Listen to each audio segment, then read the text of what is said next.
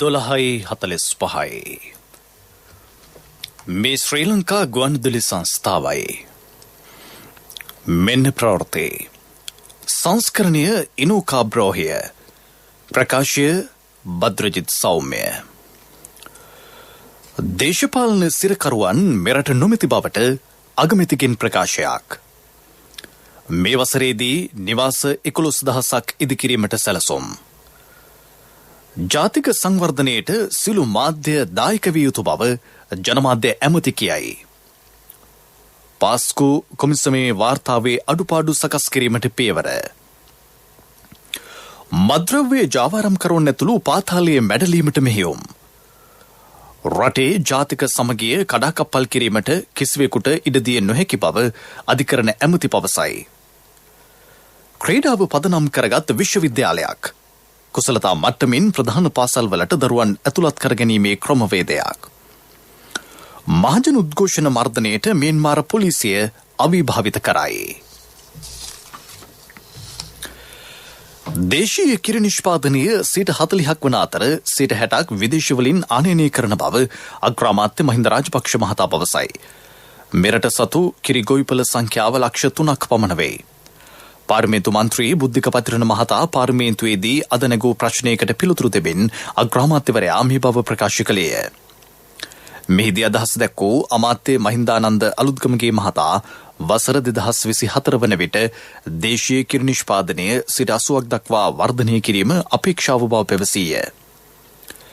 දේශපාලන සිරකරුවන් කිසිවෙකු මෙරට බන්ධනාගාරවල නොමැති බව අග්‍රාමාත්‍යවරයා පැවසුවේ පාර්ලිමේන්තු මන්ත්‍රී ආර් සානක්‍යන් මහතාගේ ප්‍රශ්නයකට පිළිතුරු දෙමිනි. බන්ධනාගාරවල සිටින්නේ මෙරට දණ්ඩ නීති සංග්‍රහය යටතේ දණ්ඩනයට යටත් වූ රඳවියන් බවද අග්‍රාමාත්‍යවරයා කීවේය.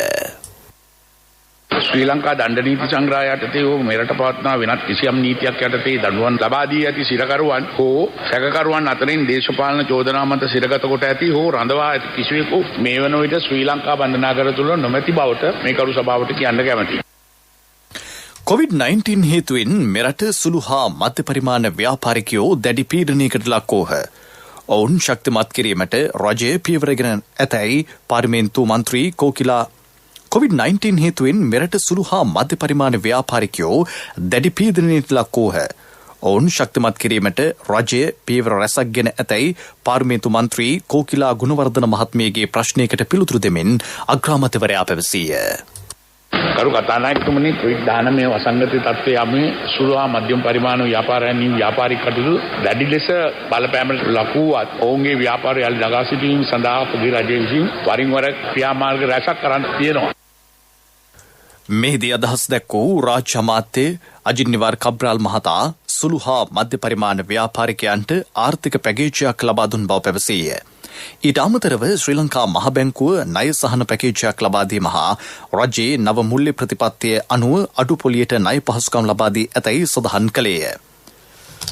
ඔබට ගෙයක් රටට හෙටක් වැඩසටහන යටතේ මේ වසරේදී නිවාස 11,310ක් ඉදිකිරීම ආරම්භ කර ඇතැයි අග්‍රාමාත්‍යවරයා පැවසීය.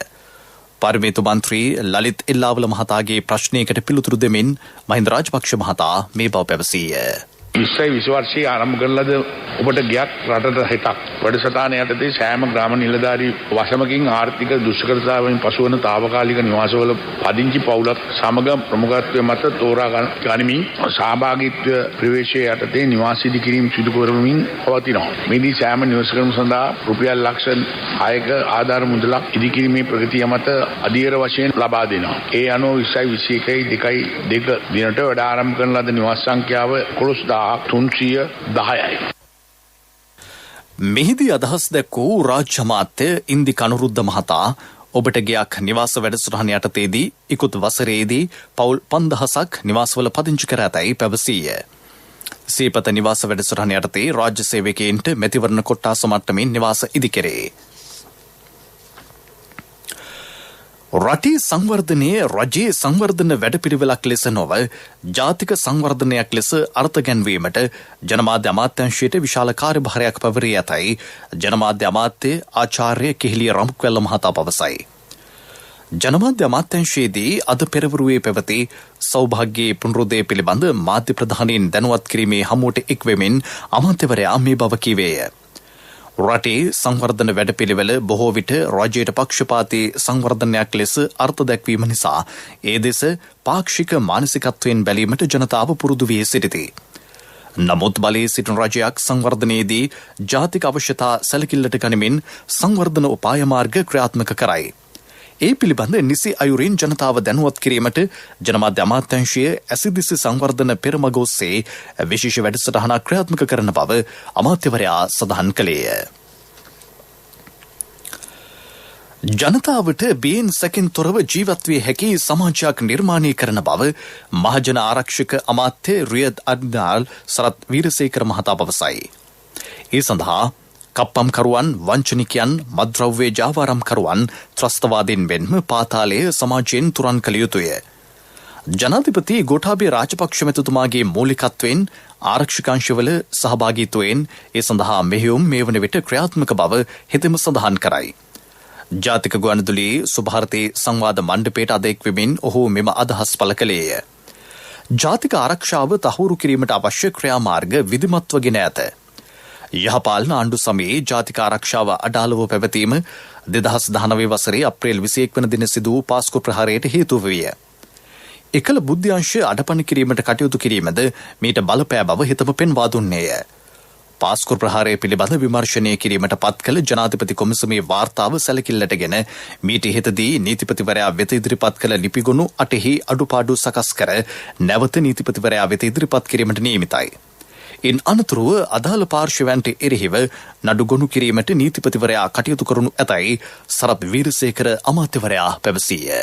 බෝම්බ පහරටක් සිදු වුණා. ඒ සිද්ධීන් 8ම සම්බන්ධයෙන් පරීක්ෂණ පවත්වලා ඒ 8 සම්බන්ධයෙන් ලිපිතා විශාල ලිපිගොනු 8ක් නීතිපතිතුමා වෙත ඉදිරිපත් කළා. මීට මාසයකට පමණ වෙනකොට ඒ ඉදිරිපත් කළා හමාරු වුණා. එතකොට ඒකෙදී පොලිසිය විසින් ත්‍රස්තවාදීන් 32 දෙනෙක්ට මනුෂ්‍ය ඝාතන සහ කුමන්ත්‍රණයකට විරුද්ධව නඩු පවරන්න කියලා අවශ්‍ය කරන සාක්ෂි ඇතුළත් ලිපිගොනු තමයි නීතිපතිතුමාට බාර දුන්නේ. ඊට පස්සේ තව අපිට 251ක් පමණ තව රැඳවුණු නියෝග සහ රක්ෂිත බන්ධනාගාරයේ සිටිනවා. මම පුද්ගලිකවම නීතිපතිතුමා හම්බුණා. එතුමා කිව්වා මේ ලිපිගොනු අපි පරීක්ෂා කරලා නමුත් දැනට අපිට නඩු දාන්න බෑ. අපි ඉන්න අවශ්‍ය වෙනවා ජනාධිපති කොමිසම් සභාවේ වාර්තා වෙනකම්. දැන් ජනාධිපති කොමිසම් වාර්තාවේ ජනවාරි 31 වෙනිදා ඒක තාම එලි කළේ නැහැ. දැන් නීතිපතිතුමා අපිට කියලා තියෙනවා අපි යවපු ලිපිගොනු 8 යම් යම් අඩුපාඩු තියෙනවා කියලා. ඒ කියන්නේ ඒවල තියෙන සමහර ප්‍රකාශ CD වලට අරගන්න කියලා. සමහර ප්‍රකාශවල තවදුරටත් ජනාධිපති කොමිසමේ තියෙන සාක්ෂි සමග සංසන්දනය කරන්න කියලා. අන්න ඒ වගේ දෙයක්. ඉතින් ඒක අප පුළුවන් තරම් ඉක්මනට හදලා යවනවා. ඊට පස්සේ තමයි නීතිපතිතුමා ඔවුන්ට විරුද්ධව නඩු දාන්න පටන් ගන්නෙ.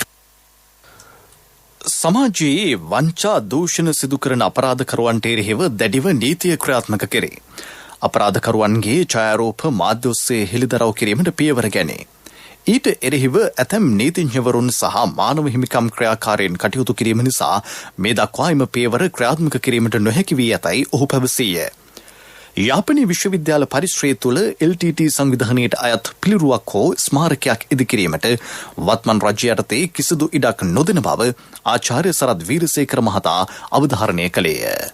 විශ්වවිද්‍යාලය පරිසරයක් කියලා කියන්නේ ජනතාවගේ බදු මුදලින් නඩත්තු වෙන තැනක්. ඒතර ජනතාවගේ බදු මුදලින් නඩත්තු වෙන තැනක ජනතා විරෝධී රටේ තහනම් කරලා තියෙන ත්‍රස්තවාදී සංවිධානයක සංකේතයක් යන්න බෑ. දැන් හොක හදන්න යන්නේ සාමයේ සංකේතයක් කියලා එකක් හදන්න යන්නේ. ඉතින් දැන් මම කියලා තියෙනවා මේ සංකේතය අපිට බලන්න ඕනේ. මොකක්ද ඒ කියලා. ඒකට කිසිසේත්ම ත්‍රස්තවාදීන්ගේ කිසිම ඍජුව වක්‍ර සම්බන්ධයක් තියෙන්න බෑ. ඒකද මම කියලා තියෙනවා අපේ විශ්වවිද්‍යාල ප්‍රතිපදාන කොමිසම් සභාවට ඒගොල්ලෝ නිර්මාණය කරන කොහොමද මොකද්ද හදන්නේ? ඒකේ මොකද්ද සංකේතවත් වෙන්නේ? ඒකේ මොකද්ද අදහස් වෙන්නේ? එන්නේ ඒ ටික අපිට ගෙනල්ලා දුන්නොත් ඊට පස්සේ අපි ඒකට පර්මිෂන් දෙනවා. නමුත් දැනට මුල් ගලක් කියලා විතරයි තියෙන්නේ. මම ඇත්ත වශයෙන්ම කැමැති යාපනයට යන්න. ගිහින් මේ විශ්වවිද්‍යාල ශිෂ්‍යයෝ සමග කතා කරන්න. ඔවුන් තරුණ අය. ඔවුන් මේ TN එක කියන දවල් සන්දාන කියන දේ අහලා තමයි මේ දේවල් කරන්නේ. මම කැමැති මුහුණට මුහුණලා ඔවුන් සමග කතා කරන්න. කවදාකවත් අපි ඉන්නකම් මේ ගෝඨාභය රාජපක්ෂ මැතිතුමා ඉන්නකම් මම ඉන්නකම් ඔතන LTT එක සංකේතවත් කරන කිසිම පිළිරුවක් හෝ කිසිම ගොඩනැගිල්ලක් හදන්න දෙන්නේ නැහැ. ක්‍රීඩාවේ සංවර්ධනය ඉලක්ක කර ජාතික සංවර්ධන වැඩපිළිවෙල රැසක් මේ වන විට ක්‍රියාත්මක බව අමාත්‍ය නාමල් රාජපක්ෂ මහතා පවසයි. ක්‍රීඩාව හා තරුණ පරපුර සම්බන්ධ කරගෙන එම වැඩපිළිවෙල දීර්ඝකාලීන හා කෙටිකාලීන වශයෙන් ක්‍රියාවට නැංවේ. එක් පියවරක් ලෙස ග්‍රාමීය ක්‍රීඩාංගන සංවර්ධනය කිරීමේ වැඩසටහනක් ලබන මාස 2 වෙනිදා දීපව්‍යාප්ත මට්ටමින් ආරම්භ කෙරේ. ඒ අටදී දිවයින පුරා ක්‍රීඩා පිටි 332ක් ඉදිකිරීමට නියමිතයි. වැඩසටහන සඳහා රුපියල් කෝටි 50ක මුදලක් වෙන් කර තිබේ. පළමු අධීර ලෙස ප්‍රාදේශීය ලේකම් කොට්ටාසයකට එක් ක්‍රීඩාංගනයක් බැගින් ඉදිකෙරේ. ක්‍රීඩාව පදනම් කරගත් විශ්වවිද්‍යාලයක් ආරම්භ කිරීමටද නියමිතයි. ක්‍රීඩක ක්‍රීඩිකාවන් සඳහා වෘත්තීය සහ තාක්ෂණික මට්ටම ලබා දීම එහි අරමුණයි. ඒ යටතේ වෘත්තීය හා කාර්මික දැනුම සහිත NVQ 6 මට්ටම ලබා දීමට අපේක්ෂා කෙරේ. කොළඹ අද පැවති මාධ්‍ය හමුවකට එක් වෙමින් අමාත්‍යවරයා මෙම අදහස් පළ කළේය. පාසල් ක්‍රීඩාව පදනම් කර ප්‍රධාන පාසල්වලට ළමයින් ඇතුළත් කිරීමේ ක්‍රමවේදයක්ද සකස් කෙරේ. ඒ යටතේ එක් ක්‍රීඩාවකට සිසුන් 5 බැගින් උපරිමයේ 20ක් දක්වා ඇතුළත් කර ගැනීමට සැලසුම් කර ඇත. මේ සඳහා පාසල් 150ක් නිර්දේශ කර ඇත. අධ්‍යාපන අමාත්‍යාංශය සමග ඒ පිළිබඳ සාකච්ඡා කරමින් පවතින බව අමාත්‍ය නාමල් රාජපක්ෂ මහතා පැවසීය. දිස්ත්‍රික්ක 25ක මැරතන් තරඟ 25ක්, පාපෙදි තරඟ 25ක් නව අවුරුද්ද ඉලක්ක කර ආරම්භ කිරීමටද නියමිතයි. ලබන 12 වෙනිදා ෆුට්බෝල් ෆ්‍රයිඩේ නමින් වැඩපිළිවෙලක්ද ක්‍රියාවට නැංවේ. 20 වෙනිදා සිට කොළඹ මූලික කරගනිමින් කිලෝමීටර 5ක ඇවිදීම හෝ දිවීමේ වැඩපිළිවෙලක් ක්‍රියාත්මක කෙරේ. එය දිස්ත්‍රික්ක මට්ටමින් පුළුල් කිරීමට නියමිතයි. මේ අතර ක්‍රීඩා පනත සංශෝධනයටද ක්‍රියා කර තිබේ. එය 2023 සිට ක්‍රියාත්මක කිරීමට අපේක්ෂාවයි. ක්‍රීඩා සංගම් නිලවරණ සහ නව ක්‍රීඩා පනතට අනුව පැවැත්වීමටද අරමුණ බව ඔහු පැවසීය. ක්‍රීඩක ක්‍රීඩිකාවන්ගේ පෝෂණ මට්ටම වර්ධනය කිරීමේ වැඩපිළිවෙලක්ද ක්‍රියාත්මක කෙරේ. ප්‍රාදේශීය මට්ටමේ ක්‍රීඩකයෙකුට රුපියල් 15000ක දීමනාවක්ද, ජාතික මට්ටමේ ක්‍රීඩකයෙකුට රුපියල් 25000ක දීමනාවක්ද පිරිනැමේ. ජාතික මට්ටමේ ක්‍රීඩකයින්ට පෝෂණ වේදීන්ගේ සහාය ලබා දීමටද ක්‍රියා කර ඇත. මේ ප්‍රවෘත්ති ශ්‍රී ලංකා ගුවන්විදුලි සංස්ථාවෙන්. මහජන බැංකුව හඳුන්වා දෙන පරිණත විශ්‍රාම ණය විවිධ වුවමනාවන් සඳහා වැඩිහිටියන් වෙත පිදෙන ණය පහසුකමක්.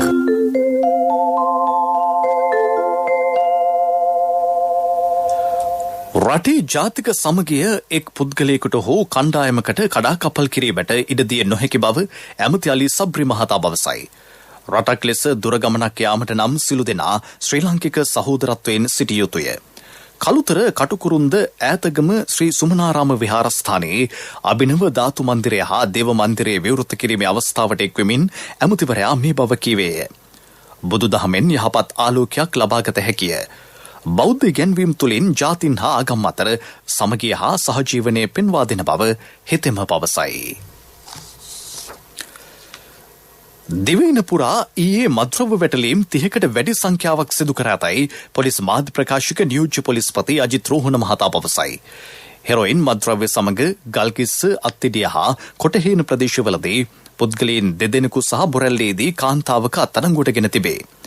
ව්‍යාජ ලේඛන ඉදිරිපත් කරමින් මීගමුවේ පිහිටි ශ්‍රී ලංකන් ගුවන් සේවයේ භාණ්ඩ ප්‍රවාහන ස්ථානයේ තිබූ භාණ්ඩ තොගයක් රැගෙන ගිය පුද්ගලයෙකු මීගමුව පොලිසිය අත්අඩංගුවට ගෙන ඇත.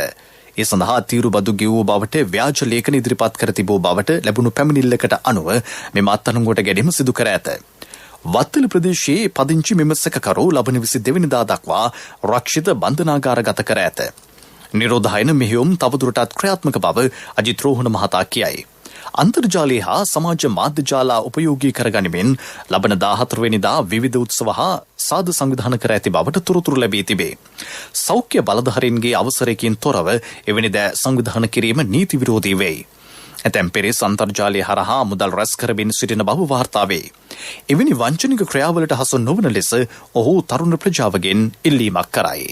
විශේෂයෙන්ම ගෙස්ට් හවුස් ආයතනවල හිමිකරුවන් කළමනාකරුවන් විසින්ද මේ පිළිබඳව අවධානය යොමු කළ යුතුයි. අදාළ උත්සව සාද ක්‍රියාකාරකම් පවත්වන්නේ නම් ඒ සඳහා නිරන්තරයෙන්ම සෞඛ්‍ය බලධාරීන්ගෙන් නිසි අවසරයක් ලබා ගැනීමට කටයුතු කළ යුතුයි. තරුණ තරුණියන්ගෙන් ඉල්ලා සිටිනවා පෙබරවාරි 14 වෙනි දින විවිධාකාරයේ ජාවාරම් ඒ වගේම වංචනික පුද්ගලයන් විසින් අන්තර්ජාලය හරහා මුදල් එකතු කරමින් විවිධ ක්‍රියාකාරකම් වල යෙදීමට උත්සාහ කරන බවට වාර්තා වෙනවා. එවැනි පුද්ගලයන්ගේ වංචනික ක්‍රියාවල වින්දිතයින් බවට පත් නොවී සිටීමට කටයුතු කරන ලෙසට කොවිඩ් ආසාදිතයන් 976 දෙනෙකු ඊයේ හමු වී ඇතැයි කොවිඩ් පැතිරීම වැළැක්වීමේ ජාතික ක්‍රියාන්විත මධ්‍යස්ථානය පෙන්වා දෙයි. මෙම පිරිසෙන් දේශීයව හඳුනාගනු ලැබූ සංඛ්‍යාව 975කි. ඔවුන්ගෙන් වැඩිම පිරිසක් කොළඹ දිස්ත්‍රික්කයෙන් වාර්තා වේ.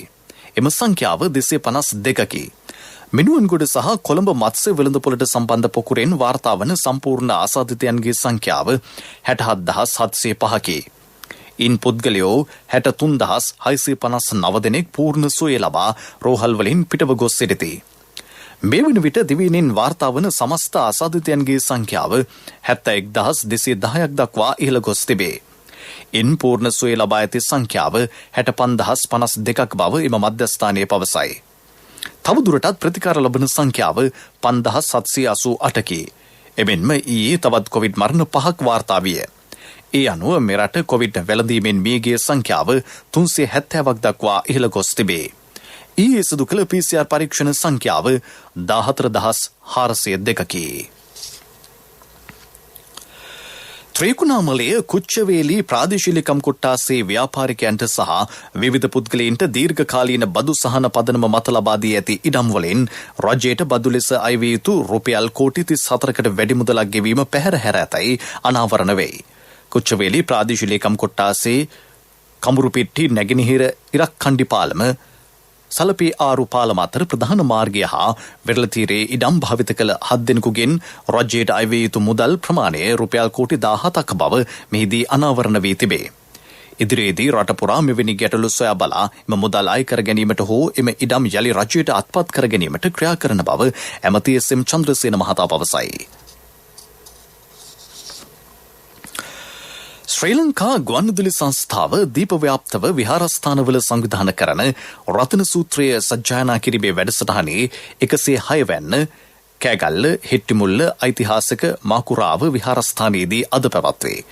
ඒ පිළිබඳ අදහස් දක්වන විහාරාධිකාරී පූජ්‍ය ගජනායකගම සුබෝධ ස්වාමීන් වහන්සේ ගුවන්විදුලි සංස්ථාව විසින් සජීවී විකාශනය කරන ලබන 106 වන රතන සූත්‍ර දේශනාව අද දවසේ කෑගල්ල හෙට්ටිමුල්ල ඓතිහාසික මාකුරාව රජමහා විහාරස්ථානයේ ඉඳගෙන සජීවී විකාශනය වෙනවා. රටවාසී සියලු දෙනාටමත් ලෝකවාසී ජනතාව හැම දිනාටමත් නිරෝගී සම්පන්නිය ප්‍රාර්ථනා කරගෙන තථාගත බුදුරජාණන් වහන්සේ විශාලා මහනුවර ඇති වුණු තුන්බිය දුරු කර ගැනීම සඳහා දේශනා කරන්ට යෙදුණු මේ උතුම් රතන සූත්‍ර දේශනාව ශ්‍රද්ධාවෙන් ශ්‍රවණය කිරීම තුළින් හැම දිනාටම පුළුවන්කමක් තියෙනවා නිරෝගී සම්පන්නිය ළඟා කරගන්න. රටට සෞභාග්‍ය සම්පන්නිය උදා කරගන්න. අපි ආශිර්වාද කරමින් දේශනා කරන ලබන මහානුභාව සම්පන්න රතන සූත්‍ර දේශනාව අද දවසේ හවස 6:30ට ගුවන්විදුලිය තුලින් සජීවී විකාශනය කරනවා. ඔබ හැම දිනාටම මෙත් සිතින් ආරාධනා කරනවා මේ උතුම් රතන සූත්‍ර දේශනාව ශ්‍රවණය කරන්න කියලා. ඔබ හැම දිනාටම තුනුරුවනේ ආශිර්වාදයෙන් නිරෝගී සම්පන්නිය ලැබේවා කියලා ප්‍රාර්ථනා කර සිටිනවා. හැම දිනාටම තෙරුවන් සරණයි.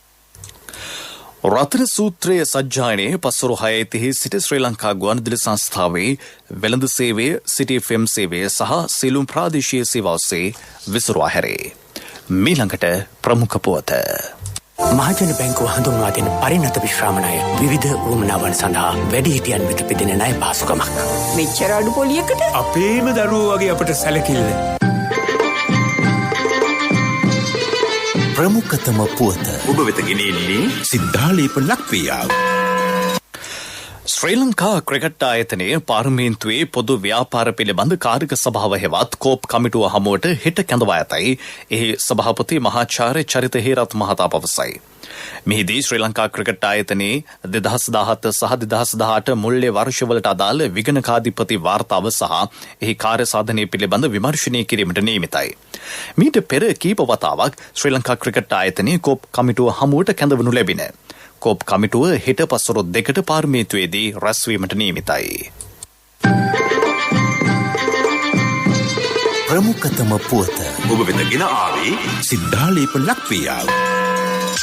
ශක්ති හඬ අවධානය පිණිසයි.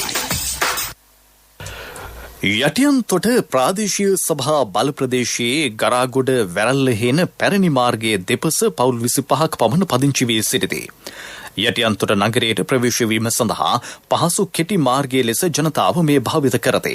කෙසේ වෙතත් ප්‍රදේශයේ ඉඩම් මිලදීගත් සීමිත පිරිසක් මෙම මාර්ගය අවහිර කර කණු සිටවා තිබීම නිසා ජනතාවට නිවාස අතුරින් ගමන් කිරීමට සිදු වී ඇත. ජනතාව පෙන්වා දෙන්නේ කිහිප දෙනෙකුගේ අවශ්‍යතා පරිදි මෙම මාර්ගය අවහිර කර ඇති බවයි. මේ සම්බන්ධයෙන් පොලිසියට පැමිණිලි කළද මේ දක්වා සාධාරණ විසඳුමක් ලැබී නැතයි ඔහු පවසති. මෙම මාර්ගයේ අවහිරතා ඉවත් කර දෙන ලෙස ජනතාව අදාළ බලධාරීන්ගෙන් ඉල්ලා සිටිති. යටියන්තොට ප්‍රාදේශීය සභාවේ සභාපතිතුමනි, යටියන්තොට පොලිස් ස්ථානාධිපතිතුමනි, මේ ඔබේ අවධානයටයි. ලෝක ප්‍රවෘත්ති අනුග්‍රහය පීපල්ස් ලීසින් ලීසින් විප්ලවයට ඔබත් එක්වන්න. කිසිදින නොලැබෙන අසම ලීසින් වාරික සමගින් අවම පොලියකට විස්තර දැනගන්න ළඟම පීපල්ස් ලීසින් ශාඛාවකට පිවිසෙන්න. නැත්නම් කතා කරන්න 0112 206 300. පීපල්ස් ලීසින් විශ්වාසයේ ප්‍රමුඛයා. පසුගිය මාසයේ ඇමරිකාවේ කැපිටල්හි ඇතු කැරල්ලට අනුබල දීමේ චෝදනා මත හිටපු ජනාධිපති ඩොනල්ඩ් ට්‍රම්ප් මහතාට එරෙහිව එරට සෙනෙට් සභාව දෝෂාභියෝග නඩු විභාගය ආරම්භ කර තිබේ.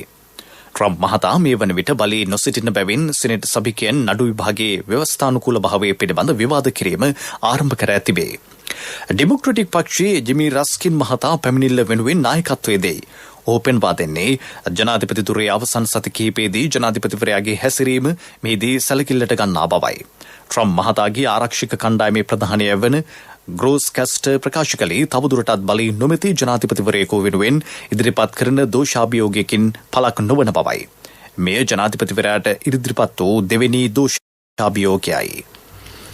මියන්මාරයේ හමුදා කුමන්ත්‍රණයට එරෙහිව මහජන උද්ඝෝෂණ මර්ධනයට එරට පොලිසිය දැඩි පියවරගෙන තිබේ.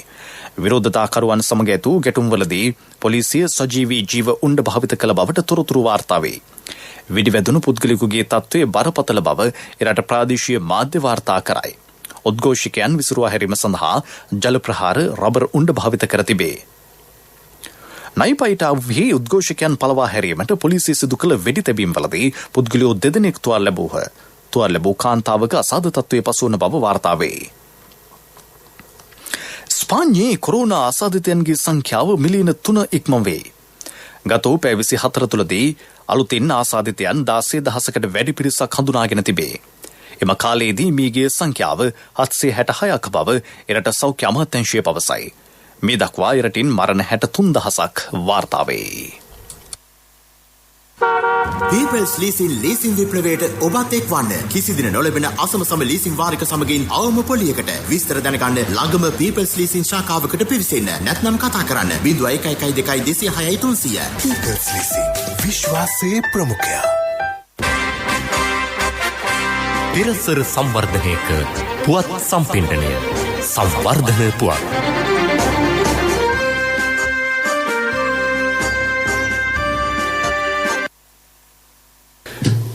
ක්‍රීඩා පුවත්. ලෝක පැරා මල්ල ක්‍රීඩා ගෝන් ෆ්‍රී තරංගාවලිය ඩුබායිහිදී අද ආරම්භේ. මෙම තරංගාවලිය සඳහා ශ්‍රී ලංකාවෙන් 6 දෙනෙකුගෙන් සමන්විත කණ්ඩායමක් සහභාගී වෙයි. චමින්ද සම්පත් හෙට්ටිආරච්චි, ගාමිණී ඒකනායක, පාලිත බණ්ඩාර, සමන් මදුරංග, කුමුදු ප්‍රියංක, අමරා ඉන්දුමති යන ක්‍රීඩක ක්‍රීඩිකාවෝ ඊට ඇතුළත් වෙති. ලබන අගෝස්තු මාස 24 වෙනිදා සිට සැප්තැම්බර් මාස 5 වෙනිදා දක්වා ජපානයේ ටෝකියෝ නුවර පැවැත්වීමට නියමිත ඔලිම්පික් උළෙල සඳහා මෙම තරඟාවලිය ශ්‍රී ලංකා පැරා මල්ල ක්‍රීඩා කණ්ඩායමට හොඳ අවස්ථාවකි.